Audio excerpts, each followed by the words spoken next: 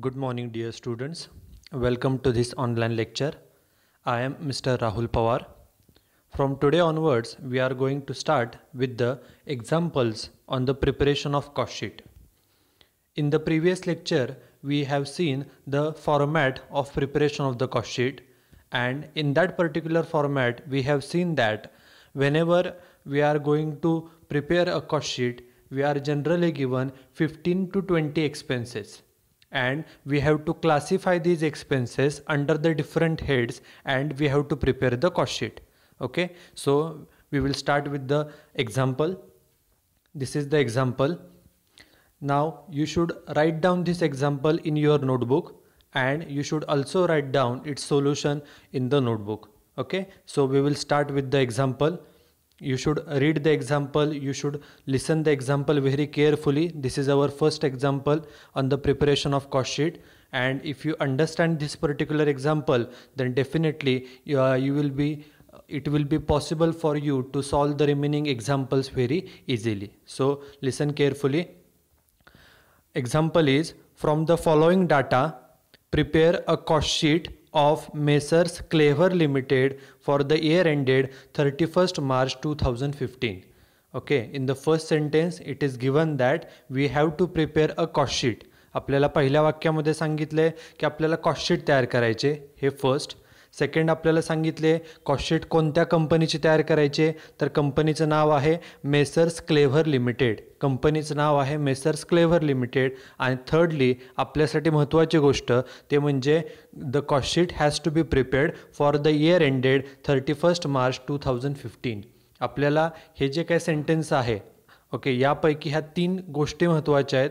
First thing is the name of company is messrs clever limited. This is first. Second is we have to prepare a cost sheet. आपल्याला cost sheet तयार करायचे. And third most important thing is the cost sheet has to be prepared for the year ended 31st March 2015. आपण जी काय cost sheet तयार करणार आहोत ती 31 March 2015 या तारखेची कॉस्ट शीट तयार करणार आहे. Okay, and as I said in the previous lecture that before preparing a cost sheet we have to write down 4 important points. आपल्याला कॉस्ट शीट तयार करण्यापूर्वी कॉस्ट शीटच्या सुरुवातीला आपल्याला एकूण 4 गोष्टी मेन्शन कराव्या लागतात. First is the name of the company.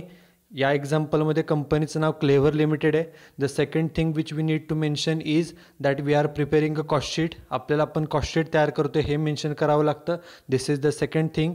Then the third thing which we have to mention is whether we are going to prepare the cost sheet for the month ended or year ended.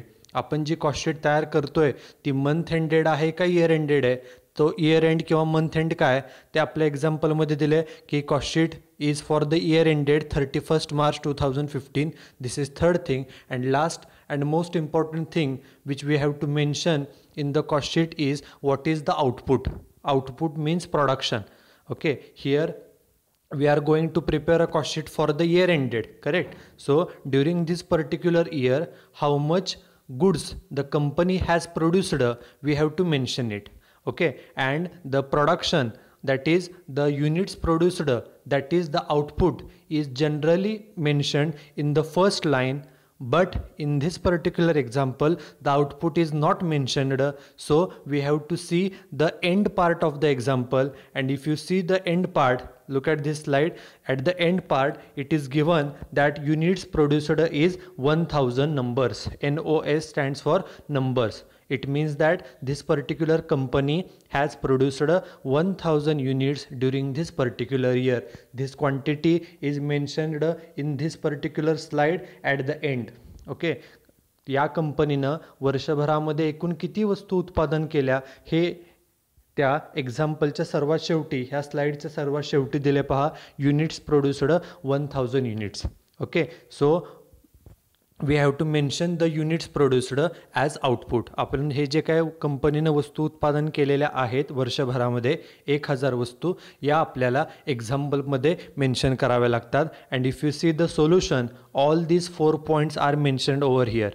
Okay, आपण जे आत्ता 4 point पाहिले की ज्यावेळेला आपल्याला cost sheet तयार करायची असते त्यावेळेला सर्वात सुरुवातीला at the top we should mention that in which books we are preparing the cost sheet. Okay, आपण कोणत्या कंपनीची कॉस्ट शीट तयार करतोय तर messrs clever limited. So the name of company is mentioned at the top, that in the books of Messrs Clever Limited. This is the name of the company and it should be mentioned in every example. प्रत्येक example solve करताना आपण कोणत्या कंपनीची cost sheet तयार करतोय हे आपण mention केलं पाहिजे सर्वात सुरुवातीला एक्झाम्पलच्या सोल्युशनमध्ये. This is first thing.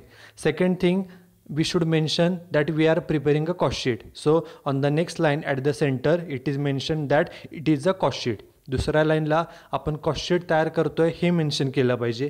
तिसऱ्या लाईनला मगाशी सांगितल्याप्रमाणे आपण ही कॉस्ट शीट मंथ एंडेड तयार करतोय का इयर एंडेड तयार करतोय. In the example it is given that we have to prepare the cost sheet for the year ended. So for the year ended 31 March 2015. आपण जर कॉस्ट शीट मंथ एंडेड असते तर for the month ended म्हटलं असतं. या एक्झाम्पलमध्ये सांगितलं आहे की prepare a cost sheet for the year ended 31 March 2015. त्यामुळे आपण इथं मेन्शन केलं आहे for the year ended 31 March 2015. And on the fourth line on the right side we have to mention the output. Output means production, which we have just seen in this particular slide. At the bottom, that units produced is 1000 numbers. So this is also mentioned over here as output dash 1000 units. Units produced means production, means the output. कंपनीनं चालू वर्षभरामध्ये किती वस्तू उत्पादन केल्या म्हणजेच त्याला output म्हटलं जातं. एक्झाम्पल सोडवण्यापूर्वी आपल्याला ह्या 4 गोष्टी समजून घेणं गरजेचं आहे.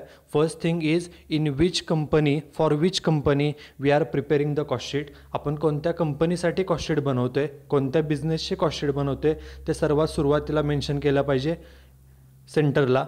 त्याच्यानंतर सेकंड लाईनला on the second line we should mention that we are preparing the cost sheet. So cost sheet the word cost sheet should be written at the center on the second line.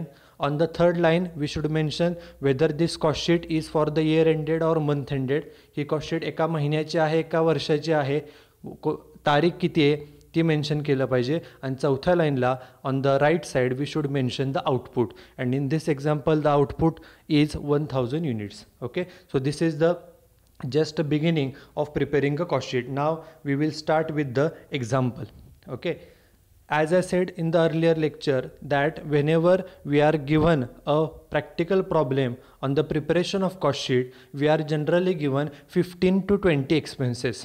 पाठीमागच्या लेक्चरमध्ये सांगितल्याप्रमाणे ज्या वेळेला आपल्याला cost sheet तयार करा असं example विचारलं जातं त्यावेळेला आपल्याला एखाद्या कंपनीनं जे काही उत्पादन केलेलं आहे त्या उत्पादनाशी रिलेटेड जे काही 15, 20, 25 खर्च आहेत ते सर्व खर्च आपल्याला दिले जातात.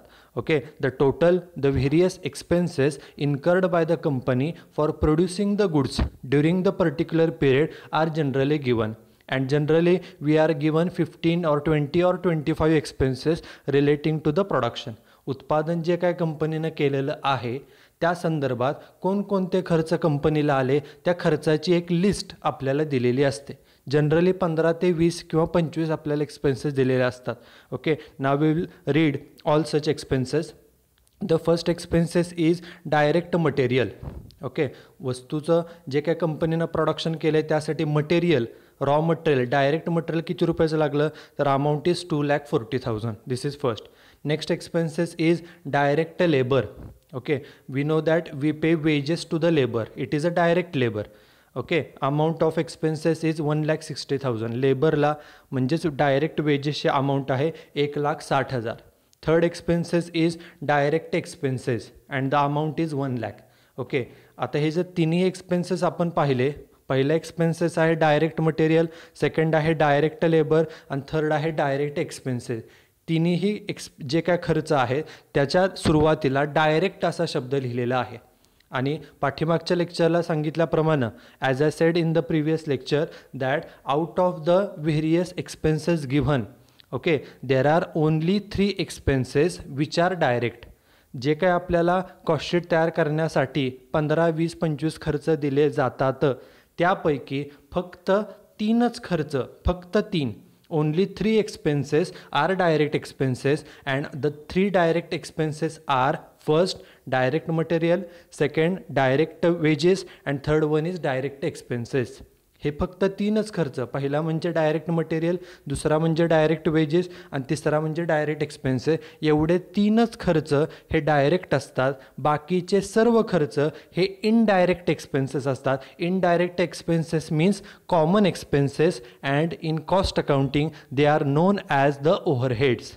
हे तीन खर्च सोडले, पहिला खर्च डायरेक्ट मटेरियल, दुसरा खर्च डायरेक्ट वेजेस, त्यालाच आपण डायरेक्ट लेबर म्हणतो, आणि तिसरा खर्च डायरेक्ट एक्सपेन्सेस. एवढे तीनच खर्च, फक्त हे तीनच खर्च डायरेक्ट खर्च असतात. बाकीचे सर्व खर्च ए टू झेड, बाकीचे सर्व खर्च हे इनडायरेक्ट असतात. आणि इनडायरेक्ट एक्सपेन्सेसलाच कॉस्ट अकाउंटिंगमध्ये ओव्हरहेड्स असं म्हटलं जातं.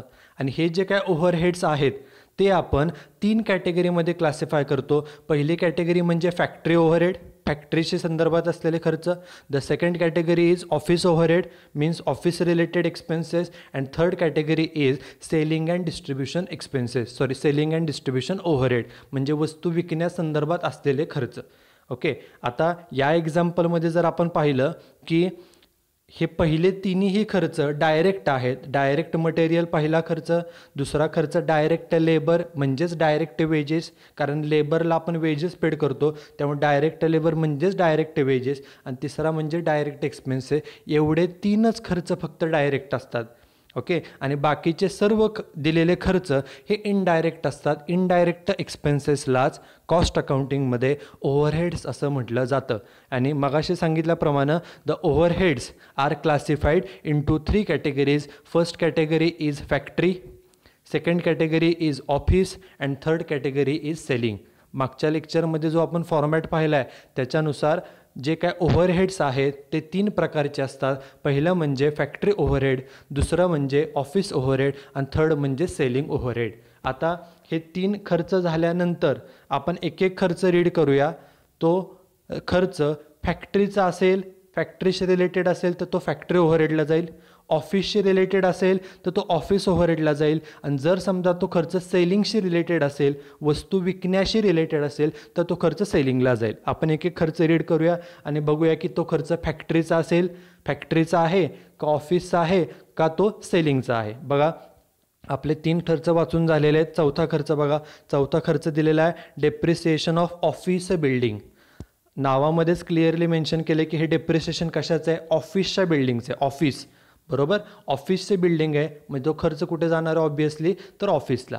जर तो खर्च फॅक्टरी रिलेटेड असेल तर फॅक्टरी ओव्हरहेडला जातो, ऑफिस रिलेटेड असेल तर तो ऑफिस ओव्हरहेडला जाईल, जर तो सेल्स रिलेटेड असेल तर तो सेलिंग ओव्हरहेडला जाईल. इथं आपल्याला तो जो खर्च दिला आहे तो डेप्रिसिएशन ऑफ ऑफिस बिल्डिंग आहे, ऑफिसची बिल्डिंग म्हणजे तो ऑफिस ओव्हरहेडला जाईल.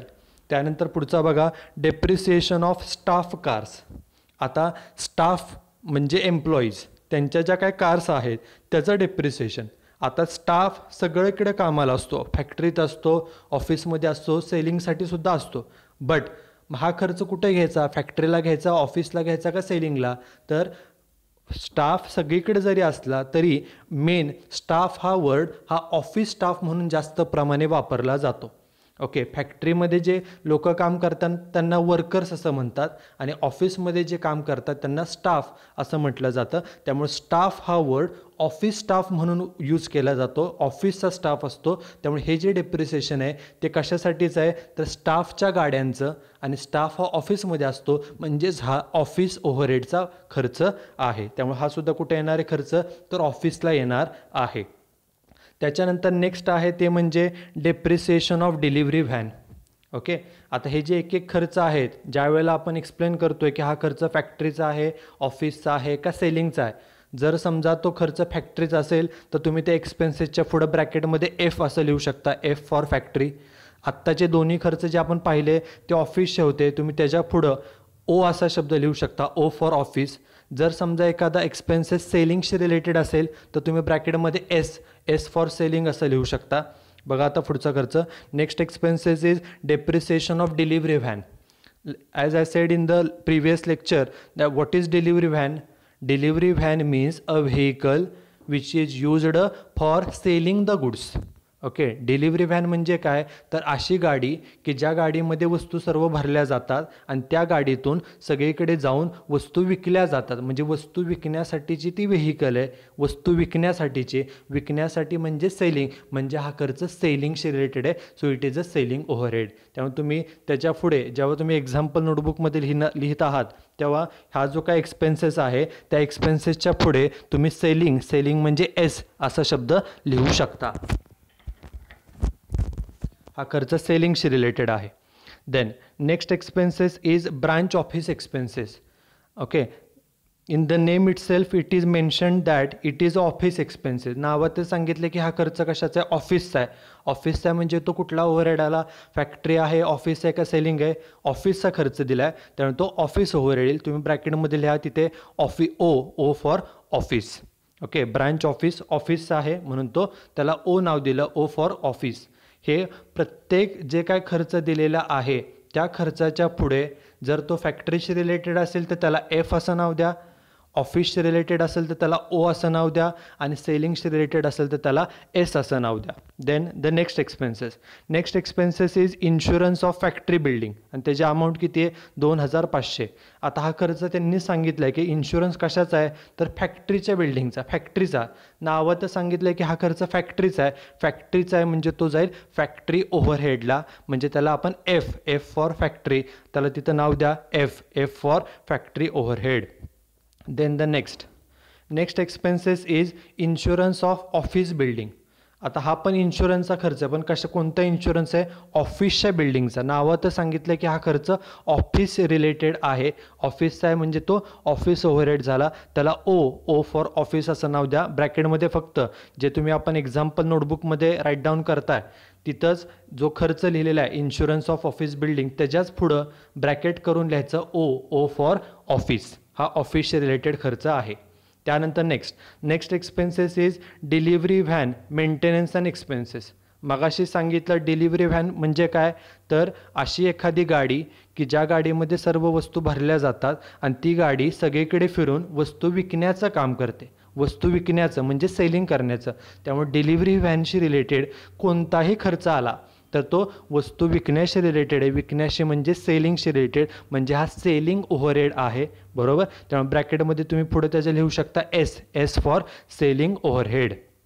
Next expenses is salary of office manager. आता हा सॅलरीचा खर्च आणि कुणाला सॅलरी पेड केली, ऑफिसच्या मॅनेजरला. नावात सांगितले की हा मॅनेजर कुठला आहे, ऑफिसमधला आहे, ऑफिसचा आहे म्हणजे हा झाला ऑफिस ओव्हरहेड. त्यामुळे हा ऑफिसचा खर्च आहे. तुम्ही त्याच्या पुढे कंसामध्ये लिहा ऑफिस म्हणजे ओ फॉर ऑफिस. तिथे ब्रॅकेटमध्ये तुम्ही मेन्शन करा O for office. Next expenses is salary of factory chief manager. Salary paid केली पण कुणाला पेड केली, फॅक्टरीमधल्या चीफ मॅनेजरला. म्हणजे हा फॅक्टरीमध्ये काम करतो त्यांनी सांगितलं आहे, म्हणजे हा फॅक्टरीशी रिलेटेड खर्च आहे, फॅक्टरी ओव्हरहेड आहे त्यामुळे फॅक्टरीचा खर्च आहे म्हणजे त्याला एफ फॉर फॅक्टरी. ओके, ब्रॅकेटमध्ये एफ असा शब्द लिहा, एफ फॉर फॅक्टरी. त्याच्यानंतर नेक्स्ट आहे तो म्हणजे सॅलरी ऑफ सेल्स मॅनेजर. आता ही पण सॅलरी पेड केली पण कुणाला पेड केली, सेल्स मॅनेजरला. आता नावातच सांगितले की हा कुठे काम करत असणार आहे, सेल्स.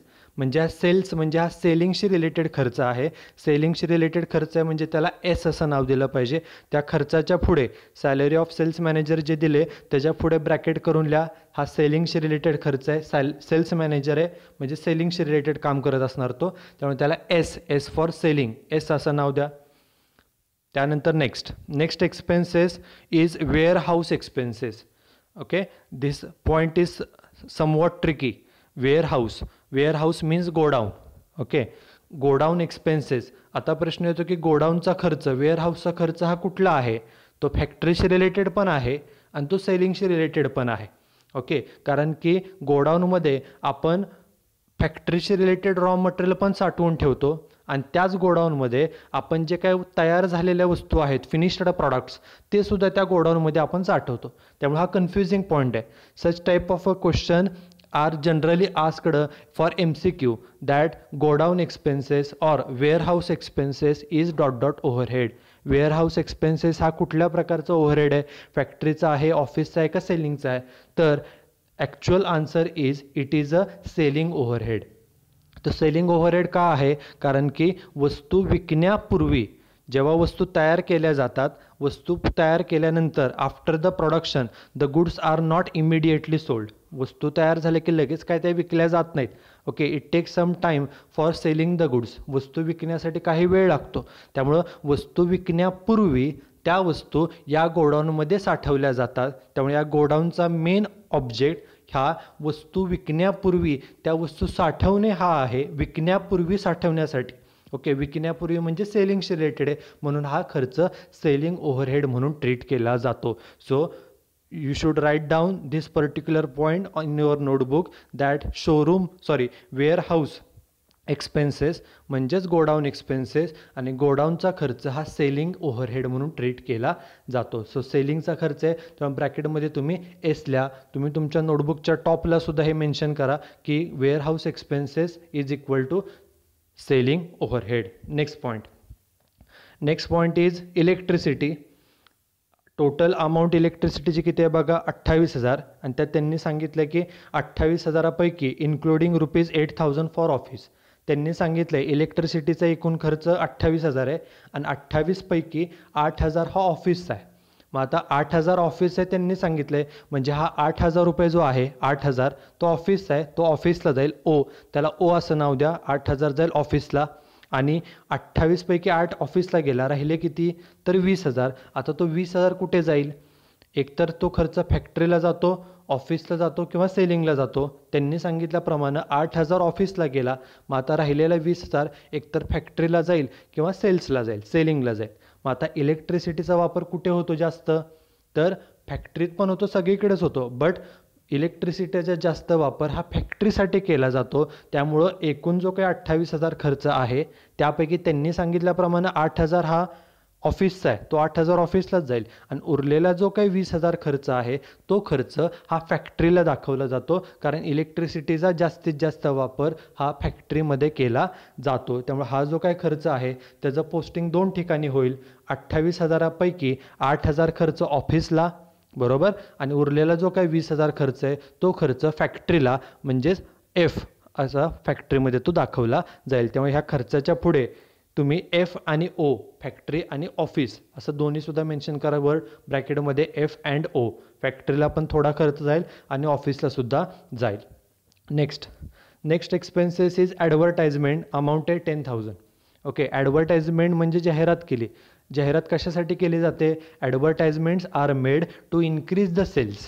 वस्तूची विक्री वाढवण्यासाठी जाहिरात केली जाते, म्हणजे हा सेलिंग वाढवण्यासाठी, सेल्स वाढवण्यासाठीचा खर्च आहे, म्हणजे हा सेलिंगचा खर्च आहे. सेलिंगचा खर्च आहे म्हणून त्याला ब्रॅकेटमध्ये एस फॉर सेलिंग, एस असं नाव द्या. It is a selling expenditure. Next expenses is showroom expenses. शोरूमचा खर्च किती आहे तर 4,000 रुपये आहे. ओके, शोरूमचा खर्च 4,000 आहे. शोरूम कशासाठी असतं? आपण गाडीचं शोरूम बघतो, टी व्हीचं शोरूम बघतो. शोरूम कशासाठी असतं? तर कस्टमर तिथे येतील, वस्तू पाहतील आणि तिथून वस्तू कस्टमरला विकता येईल. ओके, त्यामुळे शोरूम हे वस्तू विकण्यासाठी असतं. विकण्यासाठी म्हणजे सेलिंग. त्यामुळे हा सुद्धा सेलिंगचा खर्च आहे. त्याच्या ब्रॅकेटमध्ये लिहा तुम्ही S for selling. Then the next expenses is sales promotion. Amount is 2,000. हा खर्च कशासाठी केला आहे? सेल्स प्रमोशनसाठी, सेल्स वाढवण्यासाठी. प्रमोशन म्हणजे सेल्स वाढवण्यासाठी. ओके, नावातच सांगितलं की हा खर्च सेल्सशी रिलेटेड आहे. सेल्स म्हणजे सेलिंग, त्यामुळे तुम्ही त्या खर्चाच्या समोर ब्रॅकेटमध्ये सेलिंगचा खर्च आहे, त्यामुळे एस फॉर सेलिंग असं नाव द्या. हा सेलिंगचा खर्च आहे. Next point is stores rent. Amount is 1,500. आता हा सुद्धा एक पॉईंट ट्रिकी आहे. स्टोअर्स रेंट हा सुद्धा MCQला विचारला जातो की स्टोअर्स रेंट हा फॅक्टरीचा खर्च आहे, ऑफिसचा आहे का सेलिंगचा आहे? ॲक्च्युली स्टोअर्सचा वापर काय असतो? स्टोअर्सचा पर्पज काय असतं? तर स्टोअर्समधून आपली जी काय फॅक्टरी आहे त्या फॅक्टरीला लागणाऱ्या ज्या काही वस्तू आहेत, मग ते रॉ मटेरियल असेल किंवा इतर काही पार्ट्स असतील, इक्विपमेंट्स असतील, हे सर्व पार्ट्स आणि इक्विपमेंट स्टोअर्समध्ये साठवले जातात आणि तिथून ते फॅक्टरीला पोचवले जातात, ट्रान्सफर केले जातात. त्यामुळं जे स्टोअर्स आहे ते आपल्या फॅक्टरीशी रिलेटेड असोसिएटेड आहे. फॅक्टरीला ते वस्तू देण्याचं काम करतं आणि म्हणूनच स्टोअर्स हे फॅक्टरी ओव्हरहेड म्हणून ट्रीट केलं जातं. हा सुद्धा महत्त्वाचा क्वेश्चन आहे, तो तुम्ही तुमच्या नोटबुकमध्ये मेन्शन करा की stores rent is equal to factory overhead. स्टोअर्सचा जे काय रेंट आहे तो फॅक्टरी ओव्हरहेडचा खर्च आहे.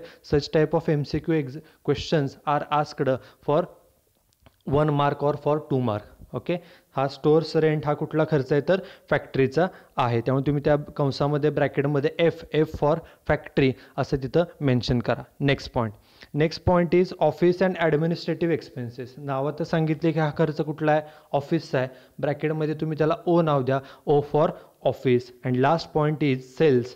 आपण ह्या वर्षभरामध्ये किती सेल्स केलेले आहेत तर 8,14,000 रुपये. आणि आपण पाठीमागच्या लेक्चरमध्ये जो काय फॉर्मॅट पाहिलेला आहे त्यानुसार सेल्स हे आपण सर्वात शेवटी कॉस्टशीटच्या सर्वात शेवटी आपण ते मेन्शन करतो. किती आहेत ते 8,14,000 ते सर्वात शेवटी येणार आहेत. ओके, आणि त्यानंतर खाली दिले युनिट्स प्रोड्युस्ड ते आपण ऑलरेडी मगाशी पाहिलेलं आहे. आता याच्यानंतर आपल्याला कॉस्टशीट तयार करायचे. ओके, मगाशी सांगितल्याप्रमाणे कॉस्टशीट तयार करताना सगळ्यात सुरुवातीला आपल्याला कंपनीचं नाव मेन्शन करावं लागतं. ते आपण केलं in the books of clever limited. Second लाईनला कॉस्टशीट. थर्ड लाईनला आपल्याला सांगितल्याप्रमाणे त्यांनी सांगितले for the year ended 31 March 2015. आणि फोर्थ लाईनला जे काही आउटपुट आहे, प्रोडक्शन आहे, ते आपण मेन्शन केलेलं आहे 1000 युनिट्स. ओके, आता कॉस्टशीट कशी तयार करायची, how we have to prepare the cost sheet. We have to make 3 columns. Okay, first column is particulars, second column is amount in rupees, and third column is also amount in rupees. पहिला column particulars आहे, दुसरा column amount in rupees आहे, आणि तिसरा column amount in rupees आहे. आता हे जे काय आपण सगळे एक्सपेन्सेस पाहिले, हे सगळे एक्सपेन्सेस आपल्याला ह्या कॉस्टशीटमध्ये एका ठराविक ऑर्डरमध्ये रेकॉर्ड करायचे आहेत. त्यात सगळ्यात पहिल्यांदा काय करायचं, पाठीमागच्या लेक्चरला आपण फॉर्मॅट पाहिलेला आहे त्याच्यानुसार जे काही आपल्याला 15, 20, 25 एक्सपेन्सेस दिले जातात त्याच्यापैकी फक्त 3च खर्च हे डायरेक्ट असतात. कोणकोणते 3 खर्च असतात डायरेक्ट? एक म्हणजे डायरेक्ट मटेरियल, दुसरा म्हणजे डायरेक्ट वेजेस, आणि तिसरा म्हणजे डायरेक्ट एक्सपेन्स. ह्या तिन्हींची अमाऊंट मेन्शन करायची, तिन्हींची बेरीज करायची, आणि ह्या तिन्हीच्या बेरजेला प्राईम कॉस्ट असं म्हटलं जातं. कारण प्राईम कॉस्टची डेफिनेशनच आहे, prime cost is a sum means बेरीज, SUM, sum of all direct cost. जे काय डायरेक्ट कॉस्ट आहेत ते 3च आहेत. एक म्हणजे डायरेक्ट मटेरियल, दुसरं म्हणजे डायरेक्ट वेजेस, त्यालाच डायरेक्ट लेबर पण म्हणतात, आणि तिसरं म्हणजे डायरेक्ट एक्सपेन्स आहे. ह्या तिन्हीच्या बेरजेला प्राईम कॉस्ट असं म्हटलं जातं. सगळ्यात पहिल्यांदा आपल्याला जे काही एक्झाम्पल दिलं आहे त्या एक्झाम्पल वाचून आपल्याला हे 3 खर्च शोधून काढायचे असतात. या एक्झाम्पलमध्ये ते तिन्ही खर्च सुरुवातीलाच दिलेत, अदरवाईज ते खर्च कुठेही एक्झाम्पलमध्ये मिक्स दिलेले असतात. आपलं पहिलं काम आहे एक्झाम्पल रीड करून हे 3 खर्च शोधून काढायचे. पहिला म्हणजे डायरेक्ट मटेरियल किती आहे बघा, 2,40,000. दुसरा डायरेक्ट वेजेस म्हणजेच डायरेक्ट लेबर किती आहे, 1,60,000. आणि तिसरा म्हणजे डायरेक्ट एक्सपेन्सेस, तो किती दिला आहे, 1,00,000. हे तिन्ही खर्च, हे जे तिन्ही खर्च आहेत ते खर्च इथं बघा मेन्शन केलेले आहेत कॉस्टशीटमध्ये. पहिला direct material amount direct outer कॉलमला घेतली तरी चालेल, 2,40,000. सेकंड डायरेक्ट लेबर म्हणजेच डायरेक्ट वेजेस, त्याची अमाऊंट 1,60,000. आणि डायरेक्ट एक्सपेन्सेसची अमाऊंट 1,00,000. आणि ह्या तिन्हींची बेरीज केली, रेश सोडली, आणि खाली बेरीज किती आली तर ह्या तिन्हींची बेरीज येते 5,00,000. आणि त्याला नाव द्यायचं prime cost. Okay, prime cost calculate करणं, calculation of prime cost is the first step in the preparation of कॉस्टशीट. आपण जे काय कॉस्टशीट तयार करतो त्यामध्ये प्राईम कॉस्ट फाइंड आउट करणं ही पहिली स्टेप आहे. आणि प्राईम कॉस्ट म्हणजे काय तर prime cost is a sum of all direct cost. जे काही डायरेक्ट कॉस्ट असतात, डायरेक्ट खर्च असतात, त्या खर्चाच्या बेरजेला प्राईम कॉस्ट असं म्हणतात. आणि डायरेक्ट कॉस्ट फक्त 3च असतात. पहिला म्हणजे डायरेक्ट मटेरियल, दुसरा म्हणजे डायरेक्ट वेजेस, त्यालाच डायरेक्ट लेबर म्हणतात, आणि तिसरा म्हणजे डायरेक्ट एक्सपेन्स आहे. ह्या तिन्हीच्या बेरजेला प्राईम कॉस्ट असं म्हटलं जातं. दिस इज द फर्स्ट स्टेप. आता पाठीमागच्या लेक्चरमध्ये सांगितल्याप्रमाणे after calculating the prime cost, एकदा का आपण प्राईम कॉस्ट कॅल्क्युलेट केली की त्याच्यानंतर बाकीचे जे सगळे एक्सपेन्सेस आहेत, सगळे जे खर्च आहेत ते सगळे खर्च इनडायरेक्ट खर्च असतात. इनडायरेक्ट खर्चालाच कॉस्ट अकाउंटिंगमध्ये ओव्हरहेड्स असं म्हटलं जातं. आणि overheads are classified into 3 categories. First one is factory overhead, second one is office overhead, and third one is selling and distribution overhead. आणि आपल्याला कॉस्टशीटवरून एकूण खर्च शोधून काढायचे, टोटल कॉस्ट फाइंड आउट करायचे. त्यामुळे एकूण खर्च शोधण्यासाठी हे सर्व ओव्हरहेड, मग ते फॅक्टरी ओव्हरहेड असतील किंवा ऑफिस ओव्हरहेड असतील किंवा सेलिंग ओव्हरहेड असतील, हे सर्व ओव्हरहेड आपल्याला ॲड करायचे जेणेकरून आपल्याला टोटल खर्च मिळेल. टोटल कॉस्ट कॅल्क्युलेट करण्यासाठी फॅक्टरी ओव्हरहेड ॲड करायचे, ऑफिस ओव्हरहेड पण ॲड करायचे आणि सेलिंग ओव्हरहेडसुद्धा ॲड करायचे. आपण पहिल्या स्टेपमध्ये प्राईम कॉस्ट किती कॅल्क्युलेट केली आहे पहा, तर 5 लाख आलेली आहे. आता त्याच्यामध्ये सुरुवातीला फॅक्टरी ओव्हरहेड ॲड करूया. पहिल्या प्राईम कॉस्ट नंतर पहिल्यांदा फॅक्टरी ओव्हरहेड हा सिक्वेन्स आहे. पहिल्यांदा फॅक्टरी, त्याच्यानंतर ऑफिस आणि सर्वात शेवटी सेलिंग. फॅक्टरी सुरुवातीला का तर वस्तू सुरुवातीला फॅक्टरीमध्ये तयार होते म्हणून सुरुवातीला फॅक्टरी, वस्तू शेवटी विकली जाते म्हणून शेवटी सेलिंग, आणि ह्या दोन्हींच्या मध्ये ऑफिस ओव्हरहेड. पहिल्यांदा आपण आता फॅक्टरी ओव्हरहेड ॲड करूया. बघा नेक्स्ट स्टेप, आपण प्राईम कॉस्ट जी मागच्या स्लाईडला दिसत होती, बघा प्राईम कॉस्ट 5 लाख होती, तीच इथं घेतलेली आहे. प्राईम कॉस्ट 5 लाख, त्याला नाव प्राईम कॉस्ट दिले, अमाऊंट आउटर कॉलमला आहे. त्याच्यानंतर एक ओळ जागा सोडून हेडिंग द्या, ॲड फॅक्टरी ओव्हरहेड. तुम्ही त्याच्याखाली अंडरलाईन करू शकता कारण ते हेडिंग आहे, ॲड फॅक्टरी ओव्हरहेड. आता ह्या हेडिंग खाली आपल्याला जे काय मगाशी आपण खर्च पाहिलेले आहेत त्यातले जे फॅक्टरीशी रिलेटेड खर्च आहेत ते सगळे फॅक्टरीशी रिलेटेड खर्च आपल्याला इथं घ्यायचे आहेत. आता आपण पुन्हा एकदा एक्झाम्पल पाहूया आणि फॅक्टरीचे खर्च कोणकोणते होते ते बघूया. बघा, पहिले डायरेक्ट मटेरियलचं पोस्टिंग झाले, डायरेक्ट लेबर झाले, डायरेक्ट एक्सपेन्सेस झाले. आता फॅक्टरीचे खर्च कोणते एवढंच बघूया आपण. चौथा खर्च ऑफिस बिल्डिंगचा आहे, तो ऑफिसला गेला आहे, तुम्ही तो लिहून घेतलेला आहे. स्टाफ कार्स ऑफिसचा खर्च आहे, डिलिव्हरी व्हॅन सेलिंगचा आहे, ब्रांच ऑफिस पण ऑफिसचा आहे. आता बघा हा खर्च इन्शुरन्स ऑफ फॅक्टरी बिल्डिंग, हा फॅक्टरीचा खर्च आहे. किती रुपये खर्च आहे, 2500, हा फॅक्टरीचा आहे. बघा इथं आलाय का तो खर्च, आपण जे काय फॅक्टरी ओव्हरहेड मेन्शन केले तिथं आलाय का बघा, पहिलाच आला insurance of factory building. Amount त्याची पहिल्या कॉलमला घ्यायची, किती आली, 2500. हा झाला पहिला खर्च जो फॅक्टरीशी रिलेटेड आहे. त्याच्यानंतर एक्झाम्पल बघा, त्यानंतर फॅक्टरीचा खर्च कुठला आहे बघा, इन्शुरन्स ऑफ ऑफिसचा आहे, डिलिव्हरी व्हॅन झालं, सॅलरी ऑफ ऑफिस मॅनेजर. त्यानंतर बघा salary of factory chief manager, फॅक्टरीचा खर्च आहे. नावं तर सांगितलं की हा फॅक्टरीचा, किती अमाऊंट आहे, 50,000.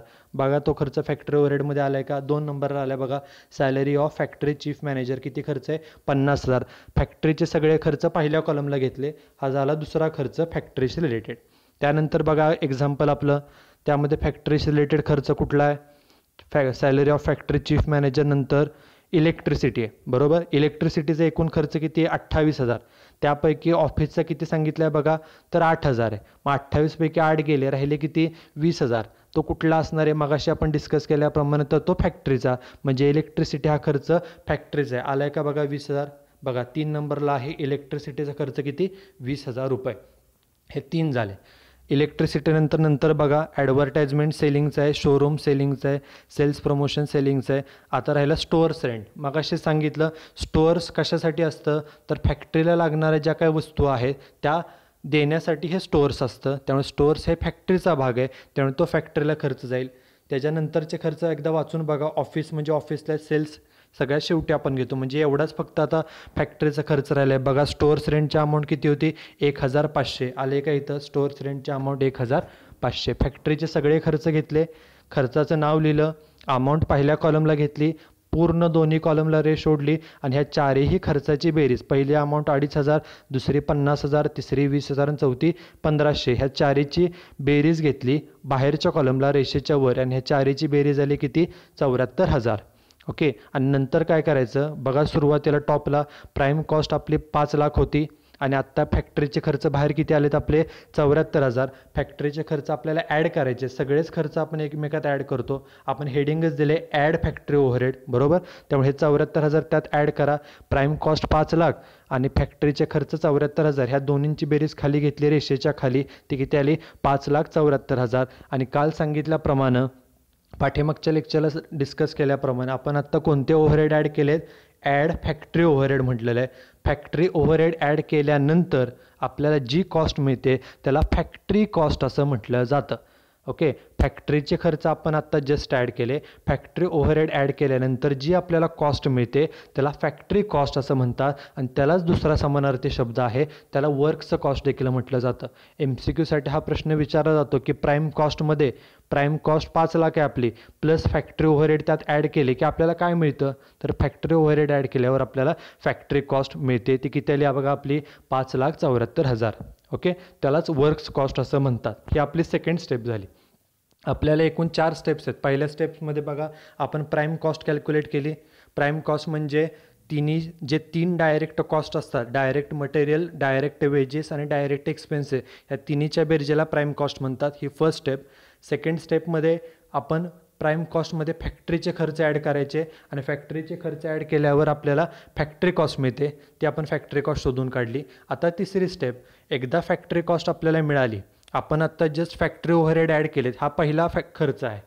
ओके, ओव्हरहेडमधला पहिला प्रकार आहे फॅक्टरी. आता दुसरा जो प्रकार आहे तो म्हणजे ऑफिस आणि 3 नंबरला सेलिंग. आता आपण ऑफिस ओव्हरहेड ॲड करूया. ही आपली तिसरी स्टेप चालू होईल. फॅक्टरी कॉस्ट आपली किती आले, 5,74,000. बघा पुढच्या स्लाईडमध्ये फॅक्टरी कॉस्ट मी घेतले 5,74,000.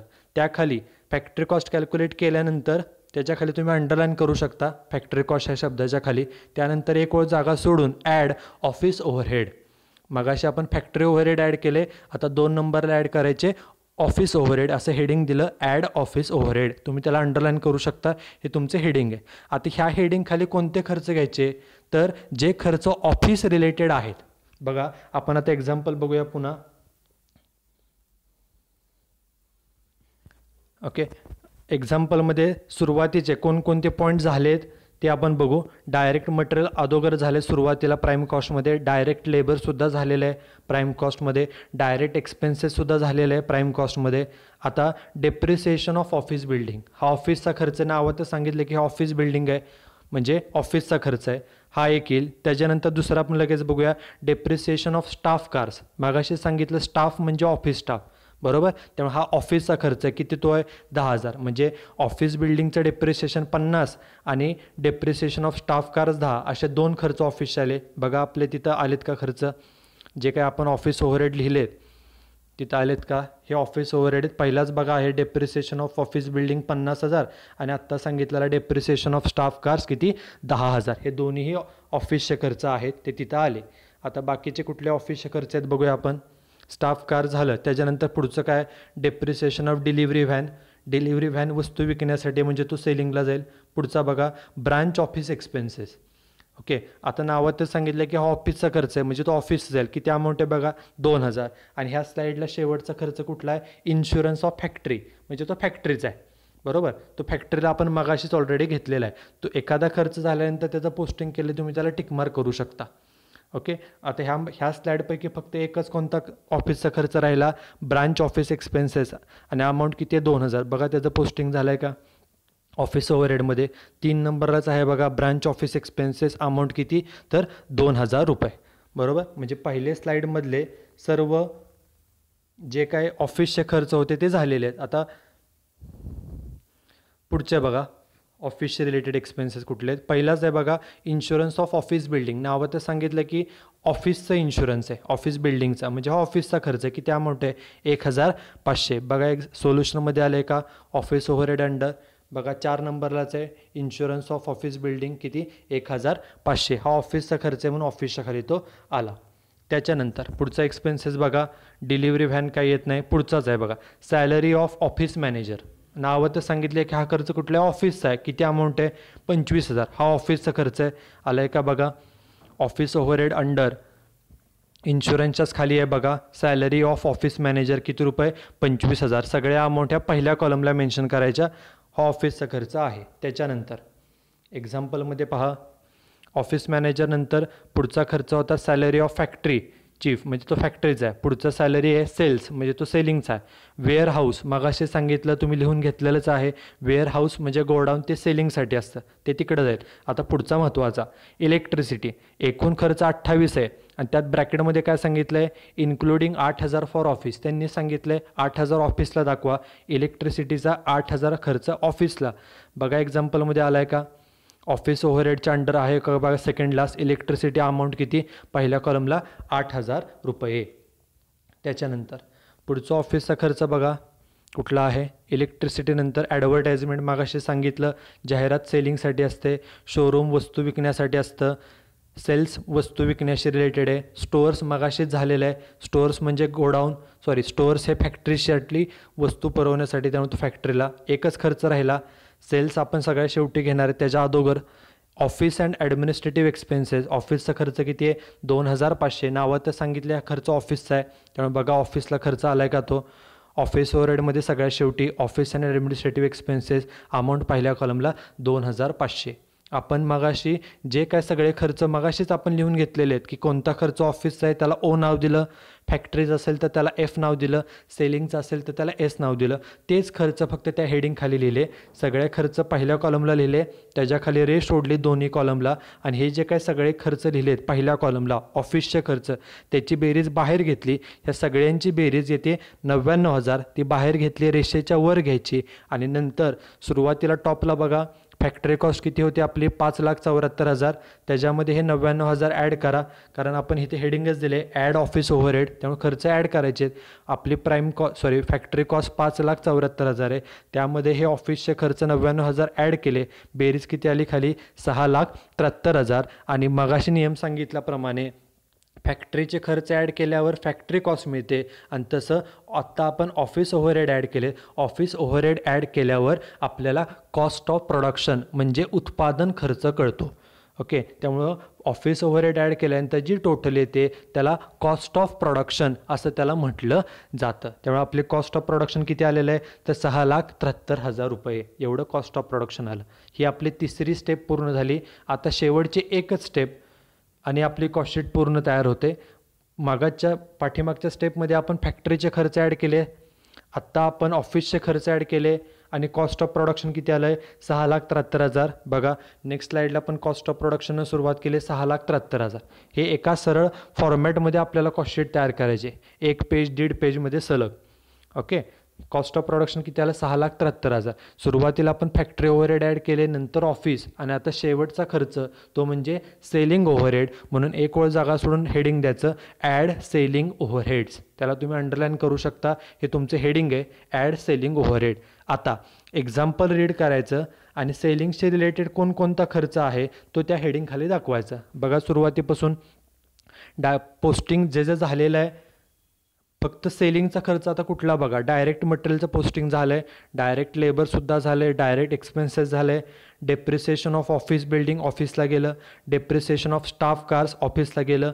आता ह्या स्लाईडमध्ये डेप्रिसिएशन ऑफ डिलिव्हरी व्हॅन, मगाशी सांगितलं डिलिव्हरी व्हॅन वस्तू विकण्यासाठी असते, त्यामुळे हा सेलिंगचा खर्च किती रुपये 5,000. अजून पुढचे 2 खर्च वाचा, ब्रांच ऑफिस तो ऑफिसचा खर्च आहे, आणि फॅक्टरी बिल्डिंगचा इन्शुरन्स आहे तो फॅक्टरी रिझल्ट. म्हणजे ही जी काही स्लाईड आहे यापैकी फक्त सेलिंगचा एकच खर्च आहे, कोणता डेप्रिसिएशन ऑफ डिलिव्हरी व्हॅन. किती अमाऊंट आहे त्याची 5,000. बघा तो सेलिंगला खर्च दाखवला आहे का.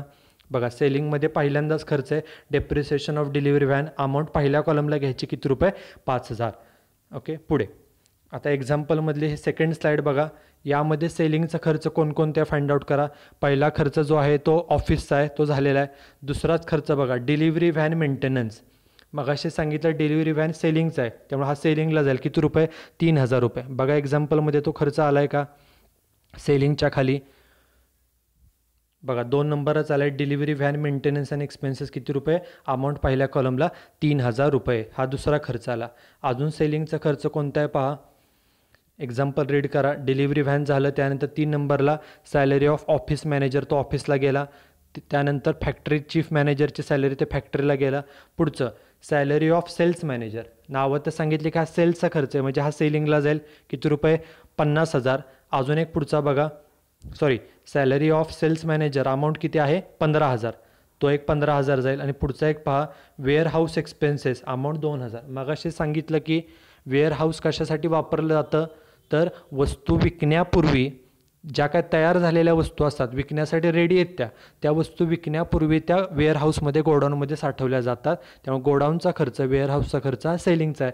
म्हणजे इथं सॅलरी ऑफ सेल्स मॅनेजर 15,000 हा सेलिंगचा आहे आणि वेअर हाऊस एक्सपेन्सेस 2,000 हा पण सेलिंगचा आहे. हे दोन्ही बघा तिकडे आलेत का, सेलिंग ओव्हरहेडमध्ये दोन्ही खर्च आलेत का. बघा 3 नंबरात दिला आहे salary of sales manager 15,000, salary of sales manager किती 15,000. त्याच्यानंतर पुढे वेअर हाऊस एक्सपेन्सेस नंतर पुढचा खर्च इलेक्ट्रिसिटी तो झालेला आहे, फॅक्टरीचा झाला, ऑफिसचा झाला. त्याच्यानंतर ॲडव्हर्टाइजमेंट ही सेलिंगसाठी केलेली असते, सेल्स वाढवण्यासाठी, त्यामुळे तो सेलिंगचा खर्च आहे. त्याच्यानंतर पुढचे सगळे सेलिंगचे खर्च आहेत बघा. ॲडव्हर्टाइजमेंटनंतर शोरूम एक्सपेन्सेस, मगाशी सांगितले शोरूम हे वस्तू विकण्यासाठी असतं, त्यामुळे तो पण सेलिंगला जाईल. आणि सेल्स प्रमोशन नावात सांगितले की हा सेल्सचा आहे, त्यामुळे ते तिन्ही खर्च कुठले कुठले, ॲडव्हर्टाइजमेंट, शोरूम आणि सेल्स. बघा तिकडे आलेत का, बघा ॲडव्हर्टाइजमेंट, शोरूम आणि सेल्स, तीच अमाऊंट आहे. ॲडव्हर्टाइजमेंट, शोरूम आणि सेल्स. आणि मगाशी एक पॉईंट बहुतेक मेन्शन करायचा राहून गेलेला आहे, तो म्हणजे मगाशी आपण सॅलरी ऑफ सेल्स मॅनेजर 15,000 घेतलं. वेअर हाऊस एक्सपेन्सेस एक राहिलेलं, मगाशी सांगितलं आहे वेअर हाऊस म्हणजे गोडाऊन हे वस्तू साठवण्यासाठी असतं. विकण्यापूर्वी, वस्तू सेल करण्यापूर्वी तयार झालेल्या वस्तू ह्या साठवल्या जातात गोडाऊनमध्ये, नंतर त्या विकल्या जातात, म्हणजे ते सेलिंगशी रिलेटेड त्याचा वापर होतो. म्हणून वेअर हाऊस एक्सपेन्सेस 2,000 पण सेलिंगचाच खर्च आहे. ॲडव्हर्टाइजमेंट 10,000, शोरूम 4,000 आणि सेल्स प्रमोशन 2,000. बघा हे सगळे आलेत का सेलिंगमध्ये.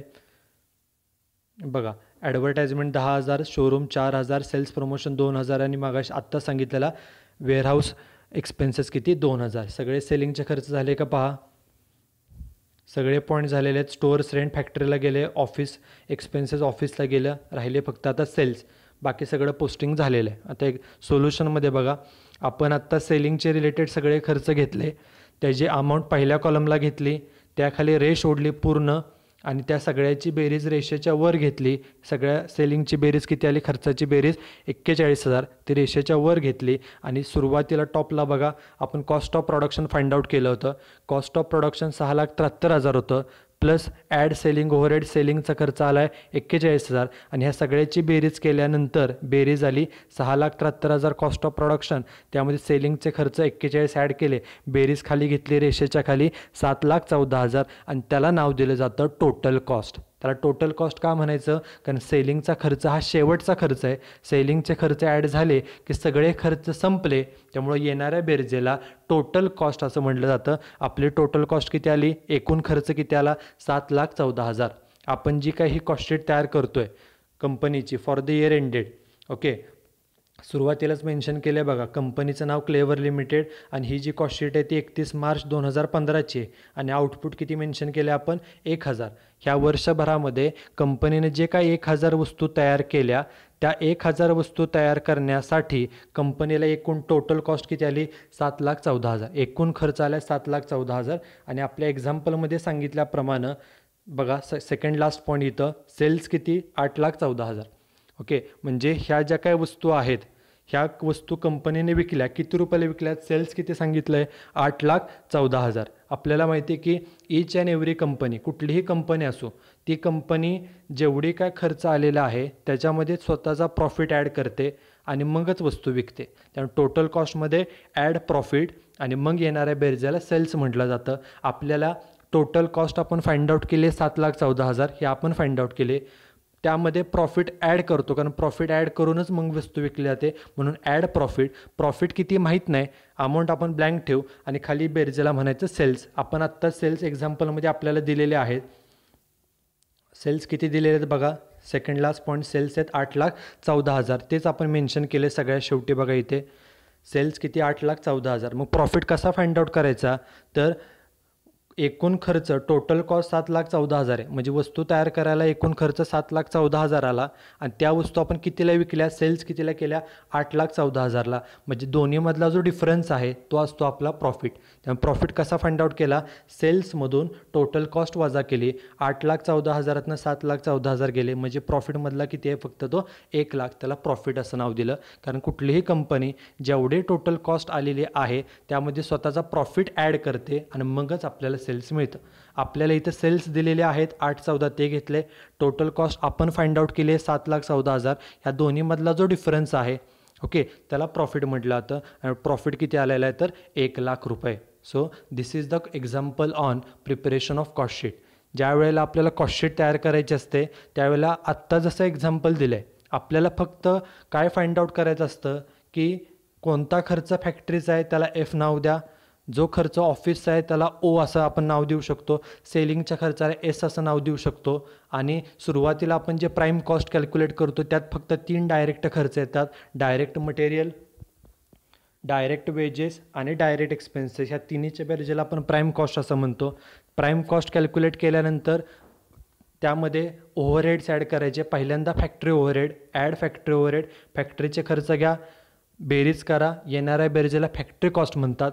फॅक्टरी ओव्हरहेडनंतर ऑफिस ओव्हरहेड ॲड करा, ऑफिस ओव्हरहेड ॲड केल्यानंतर आपल्याला कॉस्ट ऑफ प्रोडक्शन मिळतं. आणि सर्वात शेवटी कॉस्ट ऑफ प्रोडक्शनमध्ये सेलिंग ओव्हरहेड ॲड करा, सेलिंगचा खर्च हा शेवटचा असतो, त्यामुळे येणाऱ्या बेरजेला टोटल कॉस्ट म्हणतात. त्या टोटल कॉस्टमध्ये प्रॉफिट ॲड करून मगच वस्तू सेल केल्या जातात. त्यामुळे total cost plus profit is equal to sales. Sales आपल्याला जनरली देतात, टोटल कॉस्ट आपण फाइंड आउट केलेली असते, दोन्हीमधला difference is profit. Okay, so this is example number 1. हे एक्झाम्पल त्याचं सोल्युशन तुम्ही तुमच्या नोटबुकमध्ये राईट डाऊन करा. आणि नेक्स्ट लेक्चरला, in the next lecture we will see the second example on the preparation of cost sheet. Thank you.